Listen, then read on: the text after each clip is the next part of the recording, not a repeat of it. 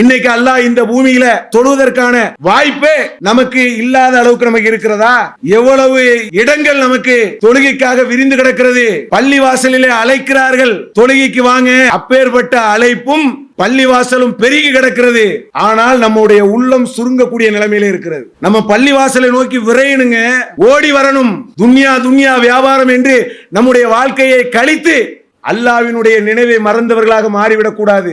அற்பமான உலக வாழ்க்கை, இறந்து விட்டால் அடுத்த நொடி நமக்கு பேர் மையத்து. அஸ்ஸலாமு அலைக்கும் வரஹ்மத்துல்லாஹி வபரகாத்துஹு. அன்பிற்கினிய சகோதரர்களே, படைத்த ரப்புல் ஆலமீன் அவனை வணங்க வேண்டும் என்பதற்காக நம்மை பள்ளிவாசலில் வந்து தொழுகையை நிறைவேற்ற இறைவன் நம்மை அழைக்கிறான். திருமறை குர்ஆனிலே அல்லாஹ் பள்ளிவாசலை பற்றி சொல்லக்கூடிய நேரத்தில் இறை இல்லங்கள் எழுப்பப்படுவதை அல்லாஹ் அனுமதிக்கிறான். அதிலே காலையிலும் மாலையிலும் சில ஆண்கள் துதித்து கொண்டிருப்பார்கள். அவர்களை வணிகமோ வர்த்தகமோ இறை நினைவை விட்டு தடுத்து விடாது அப்படின்னு சொல்லி இறைவன் திருமறை குர்ஆனிலே சொல்லி காட்டுகிறான். அல்லாஹ்வை நினைப்பது, பள்ளிவாசலில் வந்து தொழுவது, அவனை திக்ர் செய்வது, இந்த பள்ளிவாசல் என்று சொல்லக்கூடிய ஒரு அம்சத்தோடு நம்முடைய இறை வணக்கத்தை அமைத்துக் கொள்வது என்பது உண்மையிலேயே அது ஒரு பெரிய பாக்கியம்தான். உஸ்மான் ரலியல்லாஹு அன்ஹு அவர்கள் அவங்களுடைய காலகட்டத்திலே பள்ளிவாசலை விரிவுபடுத்துகிறாங்க, பெரிய அளவில் அதை விரிவுபடுத்துகிறார்கள். அப்போது மக்கள் எல்லாம் கேள்வி கேட்குறாங்க, நீங்க ஏன் இதை ரொம்ப பெருசாக விரிவுபடுத்த வேண்டிய அவசியம் என்ன அப்படின்னு சொல்லி கேட்கிறார்கள். அதுக்கு உஸ்மான் ரலியல்லாஹு அன்ஹு அவர்கள் சொல்றாங்க, அல்லாஹ்வுடைய தூதர் சொல்லி இருக்கிறார்கள், அல்லாஹ்வுக்காக யார் பள்ளிவாசலை கட்டுகிறாரோ அவருக்கு அல்லாஹ் மிகப்பெரிய இடத்தை இறைவன் எழுப்புகிறான், கட்டுகிறான் என்று சொல்லி உஸ்மான் ரலியல்லாஹு அன்ஹு அவர்கள் சொல்லி காட்டுறாங்க. பள்ளிவாசல் என்பது அதை விரிவுபடுத்த வேண்டிய ஒன்றாக இருக்கிறது. ஆரம்பத்திலே 5 பேர் 10 பேர் இருந்திருப்போம். அப்பெல்லாம் எண்ணிக்கையிலே ரொம்ப குறைவாக நம்ம இருக்கக்கூடிய நிலைமை என்பது இருக்கும். ஆனால் காலப்போக்கிலே அதை கொஞ்சம் கொஞ்சமாக விரிவுபடுத்தக்கூடிய நேரத்தில் அல்லாஹ்வை துதிக்கக்கூடியவர்கள், இறைவனை நினைக்கக்கூடியவர்கள் வந்து கூடி குழுமி இறைவனை நினைப்பதற்கான வாய்ப்பை நாம் ஏற்படுத்தி கொடுக்க வேண்டும். அது அல்லாஹ்விடத்திலே ஒரு நட்கூலிக்குரிய விஷயமாக இருக்கிறது. இது ஒரு சாதாரண ஒரு பணி என்று நாம் எடுத்துவிடக் கூடாது. பள்ளிவாசல், அதனுடைய தூய்மை, அதனுடைய நேர மேலாண்மை, அதில் இருக்கக்கூடிய ஒழுக்கங்களை பேணுதல், பள்ளிவாசலிலே ஜும்மா உரை அதை கேட்பதற்காக வருதல், 5 வேளையும் பள்ளிவாசலிலே வந்து தொழுதல், பள்ளிவாசல்ல வந்து அதிகமாக நம்முடைய நேரங்களை செலவு செய்வது என்பது அல்லாஹ் நேசிக்கக்கூடிய, விரும்பக்கூடிய ஒரு முக்கியமான ஒன்றாக இருக்கிறது. இன்னைக்கு உலகத்தில் முதலிலே எழுப்பப்பட்ட பள்ளிவாசல் எது? இன்னைக்கு ஏராளமான பள்ளிவாசல்கள் இருக்கிறது. முதலாக அல்லாஹ்வை நினைப்பதற்கு எழுப்பப்பட்ட பள்ளிவாசல் எது? மஸ்ஜிதுல் ஹரம் என்று சொல்லக்கூடிய மக்காவில் இருக்கக்கூடிய அந்த புனித பள்ளி தான் முதலாக அல்லாஹ்வை நினைப்பதற்காக, துதிப்பதற்காக எழுப்பப்பட்ட முதல் பள்ளிவாசல். நபிகள் நாயகம் ஸல்லல்லாஹு அலைஹி வஸல்லம் அவர்களிடத்திலே கேட்கப்படுகிறது. அவங்ககிட்ட கேட்கிறாங்க, முதலாக எழுப்பப்பட்ட பள்ளிவாசல், இறைவனை நினைப்பதற்கு உருவாக்கப்பட்ட பள்ளிவாசல் எது? ஹரம் ஷரீஃப் என்று சொல்லக்கூடிய அந்த பள்ளிவாசல் தான் முதலாக இறைவனை நினைப்பதற்காக உருவாக்கப்பட்ட பள்ளிவாசல். அந்த பள்ளிவாசலை அல்லாஹ் வந்து எந்த அளவுக்கு திருமறை குர்ஆனிலே உயர்த்தி பேசுகிறான், அதை எந்த அளவுக்கு அல்லாஹ் வந்து கண்ணியப்படுத்துகிறான், நாம் சிந்தித்து பார்க்க வேண்டும். இப்ராஹிம் அலைஹிஸ்ஸலாம் அவர்கள், இஸ்மாயில் அலைஹிஸ்ஸலாம் அவர்கள் பள்ளிவாசல், அந்த ஹரம் ஷரீஃப், அந்த கௌபா என்று சொல்லக்கூடிய அந்த ஆலயத்தை அவர்கள் வந்து 2வது புதுப்பிக்கிறார்கள், சரி செய்கிறார்கள். சரி செய்துவிட்டு இறைவனிடத்திலே ஒரு பிரார்த்தனை செய்கிறார்கள். ரப்பனா தகப்பல் மின்னா, இறைவா எங்களிடமிருந்து இந்த பணியை நீ ஏற்றுக்கொள்வாயாக. நாங்க இந்த ஆலயத்தை தூய்மைப்படுத்தி இருக்கிறோம், சரி செஞ்சிருக்கிறோம். உனக்காக இந்த ஆலயத்தை மறுபடி ஒரு அழகுபடுத்தி இருக்கிறோம், ஒழுங்குபடுத்தி இருக்கிறோம். எங்களுடைய இந்த பணியை நீ ஏற்றுக்கொள்வாயாக அப்படின்னு சொல்லி அவர்கள் இறைவனிடத்திலே பிரார்த்தனை செய்கிறார்கள். முதல் ஆலயம், அந்த ஆலயத்தை பற்றி அல்லாஹ் திருமறை குர்ஆனிலே அல்லாஹ் என்ன தெரியுமா சொல்றான்? இறைவனுடைய அந்த ஆலயத்தை நீங்கள் தூய்மைப்படுத்த வேண்டும். இப்ராஹிம் அலைஹிஸ்ஸலாம் அவர்களுக்கும் இஸ்மாயில் அலைஹிஸ்ஸலாம் அவர்களுக்கும் அல்லாஹ் சொல்லி காட்டுகிறான், நீங்கள் அதை தூய்மைப்படுத்த வேண்டும். அதிலே தொழக்கூடியவர்கள், ருக்கு செய்யக்கூடியவர்கள், சஜிதா செய்யக்கூடியவர்கள், ஈத்திகாஃப் இருக்கக்கூடியவர்கள் அங்கே வரக்கூடியவர்களாக இருக்கிறார்கள். அதற்காக நீங்கள் இந்த பணியை செய்யணுங்கிறான் அல்லாஹ். இன்னைக்கு உலகத்தில் லட்ச கோடி மக்கள் கௌபாவை நோக்கி ஓடுகிறார்கள், போகிறார்கள். எவ்வளவு ருக்கு நடக்கிறது, எவ்வளவு சஜ்ஜா நடக்கிறது, எவ்வளவு பேர் அந்த பள்ளிவாசலில் இருந்து தொழுது கொண்டிருக்கிறார்கள், அல்லாஹ்வை வணங்கி கொண்டிருக்கிறார்கள், பிரார்த்தனை செய்து கொண்டிருக்கிறார்கள். இதுக்கெல்லாம் ஒரு கூலி யாருக்கு போயிட்டு இருக்கும் தெரியுமா? அதை ஆரம்பத்திலே கட்டி பின்னர் அதை சரி செய்து இந்த இறை இல்லம் அல்லாஹ்வை நினைக்கப்பட வேண்டும் என்பதற்காக உள தூய்மையோடு பணி செய்தார்களே, அவர்களுக்கு அந்த நன்மை சென்று கொண்டே இருக்கும். இன்னைக்கு ஹஜ்ஜிக்கு போகக்கூடிய ஏராளமான நன்மைகள் செய்யக்கூடியவர்கள், அதற்கு ஆரம்ப நிலையிலே அந்த பள்ளிவாசலுக்காக உழைத்தவர்களுக்கு அந்த நன்மைகள் சென்று கொண்டே இருக்கும். அதே போலதான் நாம் வாழக்கூடிய இடத்திலே பள்ளிவாசல்கள் கட்டப்படுவது, அதை விரிவுபடுத்தப்படுவது, அதற்காக கட்டடங்கள் ஏதோ ஒரு வகையில் வாடகையிலேயோ ஏதோ ஒரு வகையில் அதை வாங்கிக் கொள்வது, அதை தூய்மைப்படுத்துவது, அதற்குரிய வசதிகளை ஏற்படுத்திக் கொள்வது, இதெல்லாம் யாருக்காக செய்கிறோம்? நிச்சயமாக இறைவனுக்கு இணை வைக்காத ஒரு இடம் இருக்க வேண்டும், பள்ளிவாசல் உருவாகணும். அல்லாஹ் திருமறை குர்ஆனிலே பள்ளிவாசலை பற்றி ரப்புல் ஆலமீன் சொல்லி காட்டுகிறான். அன்னல் மசாஜிதல் இல்லாஹி ஃபலா ததூ மஅல்லாஹி அகதா, பள்ளிவாசல்கள் அல்லாஹ்வுக்குரியன, அல்லாஹ்வை அன்றி நீங்கள் யாரையும் அழைக்காதீர்கள். அல்லாஹ்வை தான் நீங்க அழைக்கணும். இணை வைக்கக்கூடிய காரியங்கள் பள்ளிவாசல்ல நடக்கவே கூடாதுங்கிறான். இன்னைக்கு உலகத்துல நாம் வாழக்கூடிய இடத்துல பள்ளிவாசல்ல அல்லாஹ்வை மட்டும் அழைக்கிறார்களா, அதோடு சேர்த்து மற்றவர்களையும் அழைக்கிறார்களா? மனசாட்சி தொட்டு சொல்லணும். இன்னைக்கு ஏராளமான பள்ளிவாசல்கள், இப்போ நம்மளாவது ஒரு லேசான புழுக்கத்தில் இருந்துட்டு இருக்கிறோம். ஏன்னா அது ஒரு சீட்டு அந்த மாதிரி டைப்ல மொட்டை மாடியாக இருக்கிறது. இதை விட குழு குழு என்று சொல்லக்கூடிய பள்ளிவாசல்கள் எல்லாம் இருக்கிறது. உள்ள போனீங்கன்னா அப்படி ஜில்லுன்னு ஏசி காத்து வரும். ஆனால் அல்லாஹ் சொன்ன தன்மையோடு பள்ளிவாசல் இருக்கிறதா? அல்லாஹ் திருமறை குர்ஆனிலே என்ன சொல்லி காட்டுகிறான்? அல்லாஹ்வை அன்றி யாரையும் நீங்கள் பள்ளிவாசலிலே அழைக்காத, யாரையும் கூப்பிடக்கூடாது, என்னதான் கூப்பிடணுங்கிறான் அல்லாஹ்.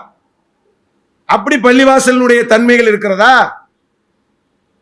அப்ப இறைவனுக்கு இணை வைக்காத பள்ளிவாசலை ஏற்படுத்தி அதிலே தொழுகையை நிலைநாட்டி அதிலே நம்முடைய வணக்கங்களை செய்றோம் பாருங்க. இது ஒரு சாதாரணமான பணியாக நாம் பார்க்க முடியாது. பள்ளிவாசலோடு நம்முடைய தொடர்புகளை அதிகப்படுத்த வேண்டும். துன்யா துன்யா என்று இருந்து நம்முடைய வாழ்க்கைகளை நாசப்படுத்திடக்கூடாது. இறை இல்லம் என்பது இஸ்லாத்திலே ஒரு வணக்கத்தினுடைய முக்கியமான வழிபாடாக இருக்கிறது. அல்லாஹ் திருமறை குர்ஆன்ல 4 தன்மையில் கொண்ட பள்ளிவாசல்களை நீங்க செல்லக்கூடாதுங்கிறான் அல்லாஹ். ஒன்னு என்ன? அல்லாஹ்வுக்கு சிறுக்கு வைக்கிறது. அதே போல மூமீன்களுக்கு எதிராக பாவங்கள் செய்வது, அல்லாஹ்வுக்கும் அல்லாஹ்வுடைய தூதருக்கும் எதிராக போர் செய்தவர்களுக்கு புகலிடம் கொடுப்பது, தீங்கு செய்வதற்காக பள்ளிவாசலை சிலர் உருவாக்கி இருக்கிறார்கள். அந்த பள்ளிவாசல்ல நீங்க போகக்கூடாது. அல்லாஹ் சொல்லி காட்டுறான் பாருங்க, லா தக்கும் ஃபீஹி அபதா, அதிலே நீங்கள் ஒரு காலமும் செல்லாதீர்கள். பள்ளிவாசல் சொன்னா சாதாரணமாக நீங்கள் நினைக்க கூடாது. இறை இல்லங்களை ஏற்படுத்தி இறைவனை வணங்குவதற்கு உருவாக்கக்கூடிய இறை இல்லத்தினுடைய அந்த தலம், கட்டடம், அமைப்பு என்பது இறை பார்வையில் எப்படி பார்க்கப்படுகிறது அதை நீங்க கவனிக்கணும். அல்லாஹ் சொல்லி காட்டுறான் பாருங்க, அல்லாஹ்வுக்கு இணை வைத்து அல்லாஹ்வுக்கும் அல்லாஹ்வுடைய தூதருக்கும் எதிராக போர் செய்து மூமின்களுக்கிடையே பிரிவினை ஏற்படுத்தி பாவத்தை செய்யக்கூடிய பள்ளிவாசலில் லா தக்கும் ஃபீஹி அபதா, நீங்கள் அதிலே ஒரு காலம் தொழக்கூடாதுங்கிறான் அல்லாஹ். ஏன் இறைவனுக்கு அப்படி ஒரு கோபம் வருகிறது? இணை வைப்பில் இறைவன் ஒரு காலம் சமரசம் பண்ணவே மாட்டான். சமரசம் செய்வது என்பது இணை வைப்பில் கிடையாது. பள்ளிவாசலில் இணை வைப்பினுடைய ஒரு சின்ன தன்மை கூட இருக்கக்கூடாது. அப்ப பள்ளிவாசல்கள் எப்படி உருவாக்கப்படணும் தெரியுதா? இறை இல்லங்கள் எப்படி நாம் அமைத்துக் கொள்ள வேண்டும் என்று திருமறை குர்ஆன் நமக்கு சொல்லி தருகிறது. நமக்கு புரிகிறதா? ஆரம்பம் முதலே இறையச்சத்தோடு எழுப்பப்பட்ட பள்ளிதான் நீங்கள் தொழுவதற்கு ஏற்ற பள்ளி. குர்ஆன்ல அல்லாஹ் சொல்லி காட்டுறான், அல தக்குவா, தக்குவாவின் மீது அமைக்கப்பட்டிருக்க வேண்டும், இறையச்சத்தின் மீது அமைக்கப்பட்டிருக்க வேண்டும். அப்பேற்பட்ட பள்ளிவாசல் தான் நீங்கள் தொழுவதற்கு ஏற்ற பள்ளிங்கிறான் அல்லாஹ். அப்பேற்பட்ட பள்ளிவாசல்கள் உருவாக்கப்பட்டு தொழுகைக்காக நாம் இந்த பள்ளிவாசலை நோக்கி எப்படி முனைப்பாக வர வேண்டும்? ஓடி வரணுங்க. பள்ளிவாசல் சொன்னா நமக்கு ஒரு ஈர்ப்பு இருக்கணும். சுபு தொழுகை, லுகர் தொழுகை, அசர் தொழுகை, மகரிபி, இஷா 5 வேளையினுடைய தொழுகையை பள்ளிவாசலிலே நிறைவேற்றுவதில் ஒரு மூமினுக்கு அதிக ஆர்வம் இருக்கணும். முடியல, ஏதோ ஒரு முக்கியமான எமர்ஜென்சி, கடையில வேலை, தவிர்க்க முடியாத காரணங்கள் இருந்தால் அது வேற, அது அனுமதிக்கப்பட்ட விஷயம். அது அல்லாத நேரங்களிலே ஒரு மூமினுடைய உள்ளம் எதை நோக்கி ஓடி வரணும் தெரியுமா? பள்ளிவாசலை நோக்கி ஓடி வரணும். நபிகள் நாயகம் ஸல்லல்லாஹு அலைஹி வஸல்லம் அவர்கள் அல்லாஹ்வுடைய தூதர் சொல்றாங்க, அல்லாஹ்வினுடைய அரிசினுடைய நிழல் கிடைக்கும். அது எப்பேற்பட்டவங்களுக்கு கிடைக்கும் தெரியுமா? சில தன்மைகளை அல்லாஹ்வுடைய தூதர் சொல்றாங்க. அவர்கள் எப்படி இருப்பார்கள்? நீதிமிக்க அரசர்கள். ஒரு பெண் விபச்சாரத்துக்கு அழைத்தால் கூட போயிருக்க மாட்டார்கள். தான் செய்திருக்கக்கூடிய தர்மத்தை கூட பிறர் தெரியாத அளவுக்கு செய்திருப்பார்கள். அதே போல அவர்களுடைய உள்ளங்கள் பள்ளிவாசலோடு இணைக்கப்பட்டிருக்கும். அல்லாஹ்வுடைய தூதர் சொல்றாங்க, நாளைக்கு மறுமை நாள்ல அரிசினுடைய நிழல் யாருக்கு கிடைக்கும் தெரியுமா? மூமியினுடைய உள்ள பள்ளிவாசலோட ஒரு கனெக்ஷன் இருக்கும். இன்னைக்கு உலகத்தினுடைய வாழ்க்கையில எப்படி வாழ்றோம்? எப்பம் பாரு பரபரப்பு தான். எனக்கு நேரம் இல்லை, எனக்கு டைம் ஒதுக்க முடியல, பள்ளிவாசலுக்கு வர முடியல, கஷ்டமா இருக்குது. நபிகள் நாயகம் ஸல்லல்லாஹு அலைஹி வஸல்லம் அவர்கள் சொல்றாங்க பாருங்க, நீங்கள் இறை இல்லத்துக்காக, இறைவனை நினைப்பதற்காக பள்ளிவாசலை நோக்கி எடுத்து வைக்கக்கூடிய ஒவ்வொரு எட்டுக்கும் உங்களுக்கு கூலி இருக்கிறது. நீங்கள் தொழுகைக்கு காத்திருக்கும் வரை தொழுகையாளி தான். வானவர்கள் கேட்பார்கள், இறைவா இவருடைய பாவத்தை மன்னிச்சிரு. பள்ளிவாசலை எப்படி இஸ்லாம் நமக்கு தொடர்பு படுத்துகிறது என்பதை உங்களுக்கு புரிகிறதா? பள்ளிவாசல் தவிர்த்து, அதனுடைய தொடர்பை தவிர்த்து அப்படியே ஒரு தனி மரமான ஒரு வாழ்க்கையை நம்ம அமைச்சு பழகக்கூடாது. முடிஞ்ச அளவுக்கு பள்ளிவாசலோடு ஒரு தொடர்புடைய உள்ளங்களை ஏற்படுத்தி பழக வேண்டும். ஆரம்ப காலகட்டத்திலே அபூபக்கர் ரலியல்லாஹு அன்ஹு அவர்கள் மக்காவில் இருக்கிறாங்க. அபிசீனியாவுக்கு ஹிஜ்ரத் போயிட்டாங்க. இங்க இருக்க முடியல, குறைசிகள் இருக்க விட மாட்டேங்கிறாங்க. அப்ப அபிசீனியால ஒரு தலைவர் இருக்கிறாரு. அவர் அபூபக்கரை கூப்பிட்டு, நீங்க ஏன் அபிசீனியாவுக்கு வந்தீங்க? நீங்க உங்க ஏரியாவிலே உங்க பகுதியிலே தொழலாமே, இருக்கலாமே, நீங்கெல்லாம் இந்த இடத்துக்கு வரக்கூடாது. நீங்கெல்லாம் ரொம்ப நல்ல மக்கள், ஏழைகளுக்கு உதவக்கூடிய ஒரு நல்ல கருணை தன்மை கொண்ட ஒரு நபர். நீங்கெல்லாம் ஏன் இப்படி வர்றீங்க? வாங்க, நான் குறைசிகள்கிட்ட பேசி உங்களுக்கு தொழிலுக்கான வசதியை ஏற்படுத்தி தர்றேன்னு சொல்லி ஒரு தலைவர் அபூபக்கர் ரலியல்லாஹு அன்ஹு அவர்களை அழைத்து குறைசிகள்கிட்ட ஒரு பேச்சுவார்த்தை நடத்துறாங்க. என்ன தெரியுமா? இந்த அபூபக்கரை தயவு செய்து நீங்க வெளியூருக்கு அனுப்பாதீங்க, நாடு திறந்து வர வேண்டாம், அவருக்கு ஒரு தொழுறதுக்கான வாய்ப்பை கொடுங்க, அவர் யாருக்கும் தொல்லை கொடுக்க மாட்டாரு. குறைசிகள் சொல்றாங்க, அவரை அவருடைய வீட்டில் வேணா தொழட்டும், வெளியில தொழக்கூடாது, தொழுகையை நிறைவேற்றக்கூடாது.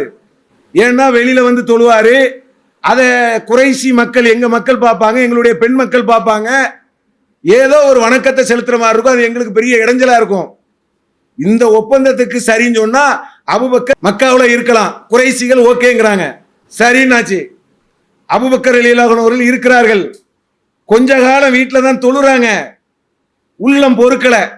என்ன தெரியுமா செய்யறாங்க, வீட்டுக்கு வெளியில பக்கத்துல ஒரு சின்ன இடம், அங்கன உட்கார்ந்து தொலை ஆரம்பிக்கிறார்கள் அபூபக்கர் ரலியல்லாஹு அன்ஹு அவர்கள். அப்போ குறைசிகள் இயற்கையிலேயே அபூபக்கர் அவங்களுடைய தன்மை என்ன தெரியுமா, தொழும்போது அல்லாஹ்வினுடைய அந்த வசனங்கள், ஏன்னா தாய்மொழி அரபு இல்ல, அப்போ அரபுல அந்த வசனங்களை கேட்கும் போதும், நாளைக்கு மறுமை நாளை பற்றி அல்லாஹ் சொல்லக்கூடிய நாளும், இந்த உலகத்துல என்னப்பா இருக்குது, மறுமையில் இறைவனுடைய சந்திப்பு தான் மகத்தானது என்று சொல்லக்கூடிய திருமறை குர்ஆனுடைய அந்த வசனங்களை எல்லாம் கேட்கக்கூடிய நேரத்திலே அபூபக்கர் இயற்கையிலேயே என்ன செய்வாங்க தெரியுமா, கண்ணீர் விட்டு அழுவார்கள். அப்ப வெளியில தொழுகிறார்கள், குறைசிகளுக்கு கோபம் வருது, இவரை நம்ம வெளியில தொழக்கூடாதுன்னு சொன்னோம், வெளியில தொழுகிறார், தொழுகையை நடத்துகிறார், ஓதக்கூடியவராக இருக்கிறார். குறைசிகளுக்கும் குறைசிகளுடைய பெண்களுக்கும் அவங்க சுத்தி பார்க்கக்கூடியது அங்குள்ள தலைவர்களுக்கு கோபம் வருது. அப்ப கேட்கிறாங்க, என்ன தெரியுமா, இவர்கிட்ட நாங்க ஒப்பந்தத்தை முறிக்கிறோம், இனிமே இவர் இங்க இருக்கக்கூடாது, இவர் நாடு கடந்து போக வேண்டியதான் அப்படிங்கிற மாதிரி அபூபக்கர் ரலியல்லாஹு அன்ஹு அவர்களை விரட்டுகிறார்கள். அப்போ அபூபக்கர் என்ன தெரியுமா சொன்னாங்க, எனக்கு இந்த அடைக்கலம் தேவையில்லை, அல்லாஹ்வினுடைய அடைக்கலத்தை நோக்கி நான் செல்லுகிறேன். அல்லாஹ்வுடைய பூமிங்க இது, இறைவனை வணங்க வேண்டும், துதிக்க வேண்டும், புகழ வேண்டும். நான் வீட்டில இருந்தே செய்ய முடியுமா? இது அல்லாஹ்வுடைய பூமி, அது நான் வெளியில இருந்து நான் செய்வதற்கு எனக்கு அனுமதி இல்லை அப்படின்னு சொன்னா, நான் இப்போது அதற்குரிய வாய்ப்பு எங்க இருக்கிறதோ அங்கே செல்லுகிறேன். அல்லாஹ் எனக்கு ஒரு வழிய போக்கிடத்தை காட்டுவான். அபூபக்கர் ரலியல்லாஹு அன்ஹு அவர்கள் செல்லுகிறார்கள். இன்னைக்கு அந்த நிலைமை நமக்கு இருக்கிறதா? இன்னைக்கு அல்லாஹ் இந்த பூமியில தொழ முடியாதவனாக, தொழுவதற்கான வாய்ப்பே நமக்கு இல்லாத அளவுக்கு நமக்கு இருக்கிறதா? யோசிச்சு பாருங்க, எவ்வளவு இடங்கள் நமக்கு தொழுகைக்காக விரிந்து கிடக்கிறது.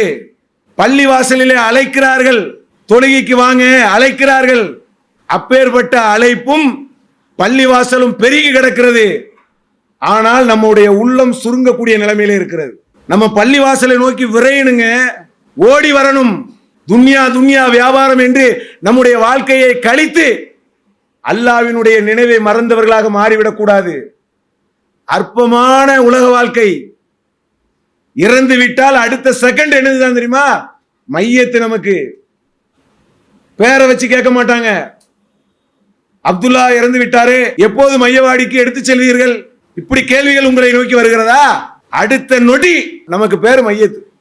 பெத்த புள்ள சொல்லுவான், வாப்பா அத்தா மௌத்தாயிட்டார்னா பெத்த புள்ள எப்படி சொல்லுவோம், மையத்தை நாளைக்கு நாங்கள் எடுக்கிறோம். நம்ம நிலைமை புரிகிறதா? இப்பேற்பட்ட அற்பமான உலகத்திலே தான் நம்முடைய வாழ்க்கை வாழ்ந்து கொண்டிருக்கிறோம். அல்லாஹ்வை நினைப்பதற்கு, அவனை துதிப்பதற்கு பள்ளிவாசல்களை நோக்கி நம்முடைய உள்ளங்கள் என்ன செய்யணும், அதிகமான நேரங்கள் வர வேண்டும். அதற்குரிய முயற்சிகளிலே ஈடுபடக்கூடிய நன்மக்களாக இருக்கணும். அல்லாஹ் அதற்குரிய வாய்ப்புகளை தருவதற்கு நாம் இறைவனிடத்திலே பிரார்த்தனை செய்ய வேண்டும் என கூறி என்னுடைய உரையை நிறைவு செய்கிறேன். இஸ்லாம் மற்றும் சமுதாய செய்திகளை அறிந்து கொள்ள தமிழ்நாடு தௌஹீத் ஜமாஅத் யூடியூப் பக்கத்தை உடனடியாக சப்ஸ்கிரைப் செய்து கொள்ளுங்கள். மேலும் பெல் பட்டனையும் கிளிக் செய்து கொள்ளுங்கள்.